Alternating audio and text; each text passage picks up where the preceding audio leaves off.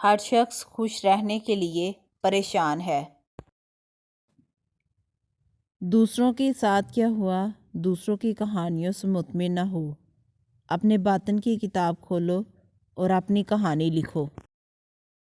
اے انسان، ہر راز کسی نہ کسی دن ظاہر ہو کر رہتا ہے، اس لیے بدی کا بیج نہ بو، کیونکہ وہ ضرور اگے گی۔ یہ وہ دور ہے جہاں انسان گرے تو ہنسی آتی ہے اور موبائل گرے تو جان نکل جاتی ہے۔ اپنی اچھائی کو ثابت نہ کرو، وقت ایک دن اسے خود ثابت کر دے گا۔ میری عمر کا حاصل ان 3 باتوں کے سوا کچھ نہیں، خام تھا، پختہ ہوا اور جل گیا۔ جب خدا ہماری مدد کرنا چاہتا ہے تو ہمیں انکساری کی طرف مائل کر دیتا ہے۔ دنیا بڑی عجیب جگہ ہے۔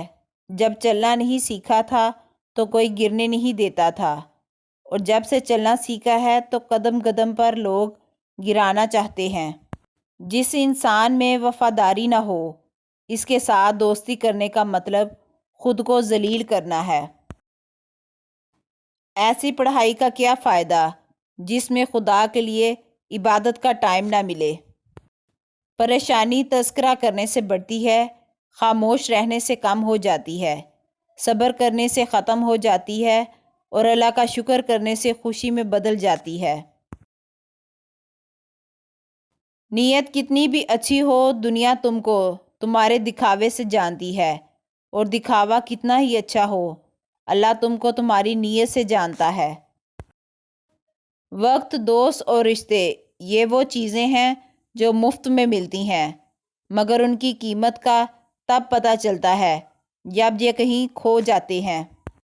انسان ہونا ہمارا انتخاب نہیں، قدرت کی عطا ہے، لیکن اپنے اندر انسانیت بنائے رکھنا ہمارا انتخاب ہے۔ دشمن سے ہمیشہ بچو اور دوست سے اس وقت جب وہ تمہاری تعریف کرنے لگے۔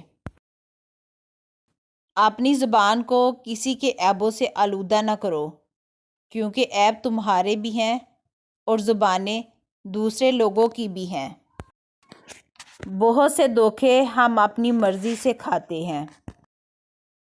موت سب سے بڑی حقیقت ہے جس کو ہر شخص بلا بیٹھا ہے، اور زندگی سب سے بڑا دھوکہ ہے جس کے پیچھے ہر شخص بھاگ رہا ہے۔